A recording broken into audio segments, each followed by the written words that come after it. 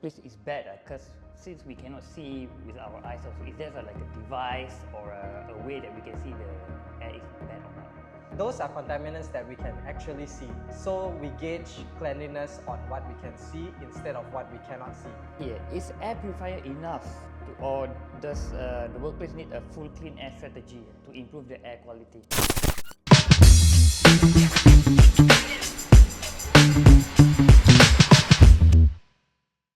Hello guys, welcome back to AAF Podcast Episode 2, where today's topic we are going to talk about the air you breathe, a hidden factor in workplace productivity.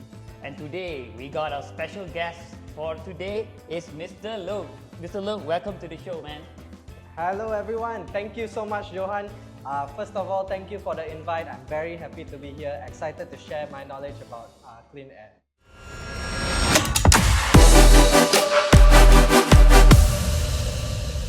Alright, so look, I noticed that a lot of people say that the indoor air quality is more dirtier than outside.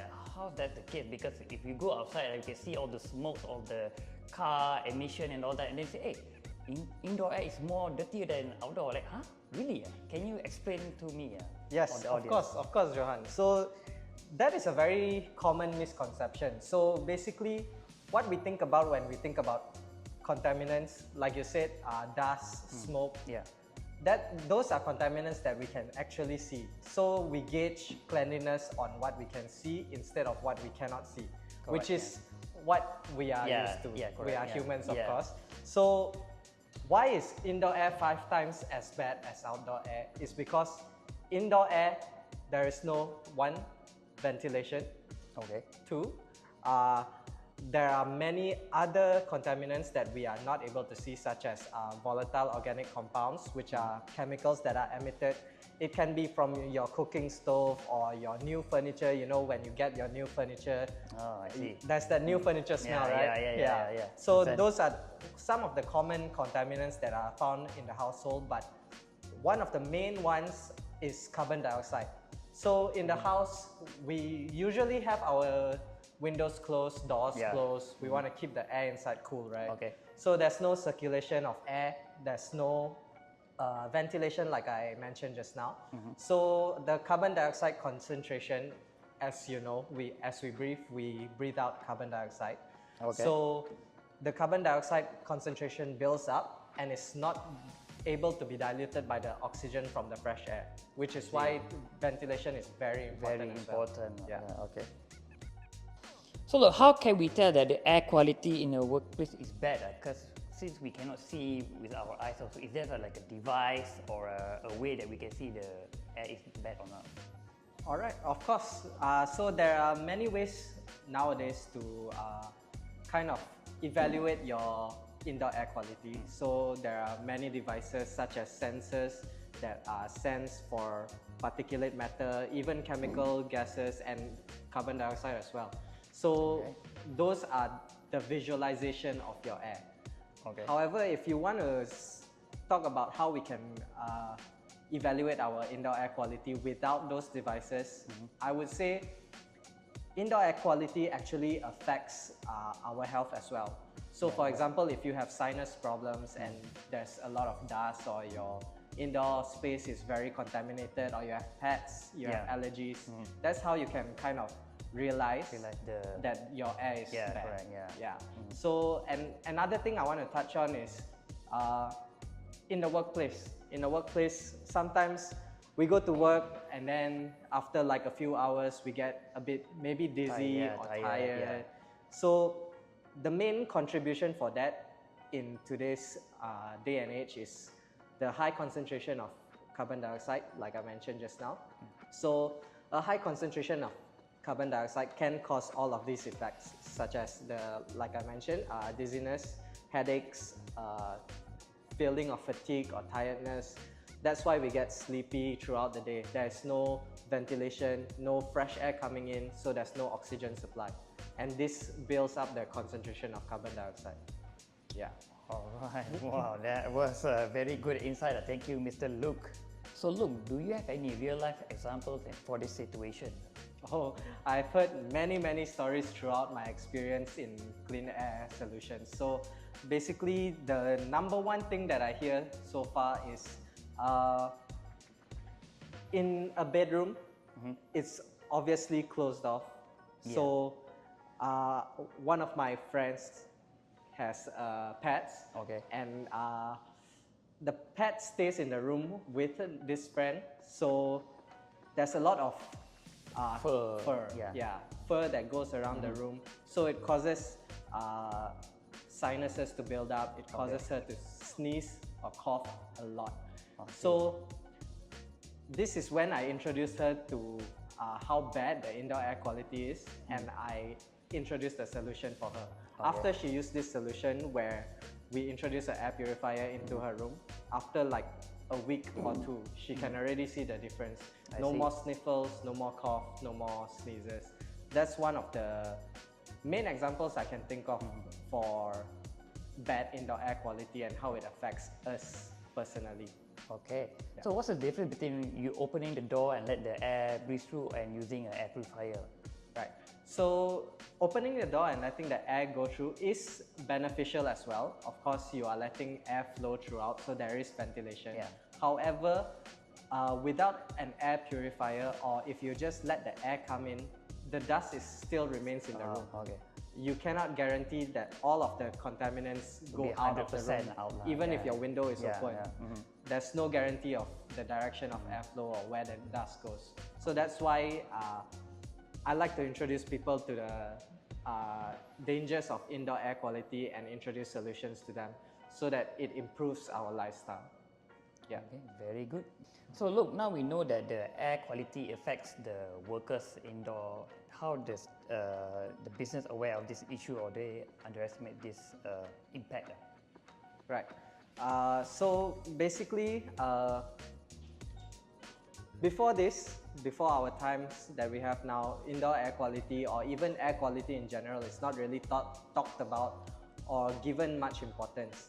But I feel that nowadays, with many different guidelines that are being implemented, such as ASHRAE standards, the attention is getting more and more on how important air quality is in the workplace environment and even at home. At home, Yeah. Because our health and safety is definitely our number one priority. Correct. So it's the same in the workplace. Especially since COVID. Especially since COVID, yes. Good point. So look, just now you talked about the impact of the workers. Can you explain more on the workplace addressing air quality concern? Yeah. So basically, workplaces now are implementing a lot of air quality solutions, air cleanliness solutions. So like I mentioned just now, there's ASHRAE standards that give guidelines on the minimum amount of air change rate, airflow, and the minimum amount of filtration, and even the minimum amount of fresh air required in an indoor space. So this is very important because it gives us like a guideline to follow where we can provide the cleanest and the most conducive environment for the people occupying the space indoors. So the solutions that companies are currently addressing are they are implementing more ventilation with air filtration. Okay. And they are, like I said, they are following with a these better guidelines. filter grade, is it?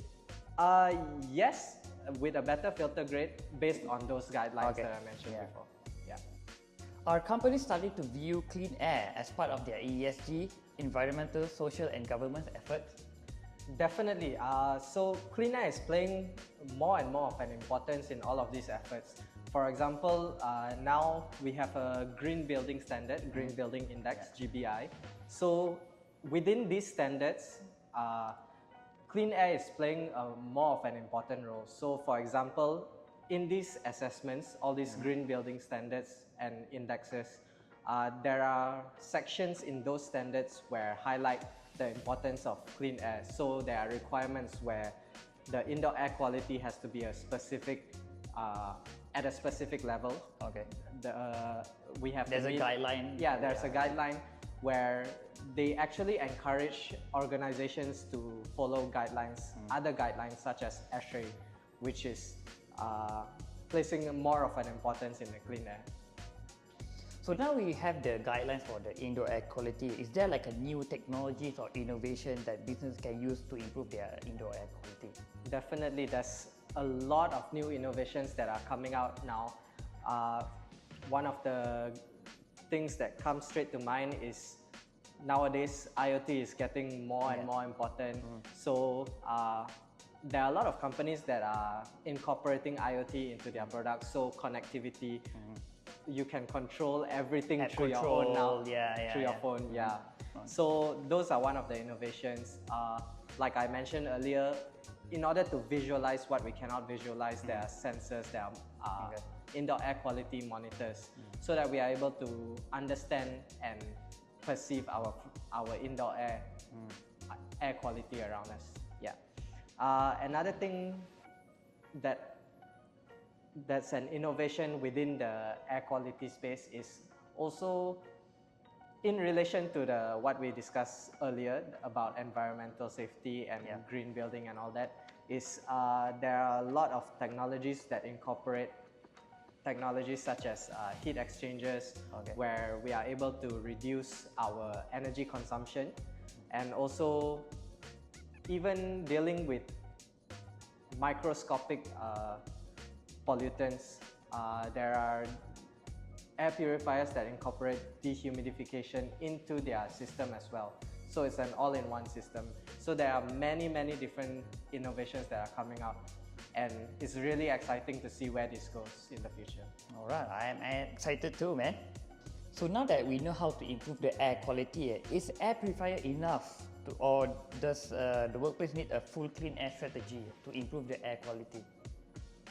So basically, introducing an air purifier definitely is a big step up already, but it is not the most optimized solution, as we discussed earlier. So air purifiers obviously clean the air around the air purifier space, whatever the capacity is of the air purifier.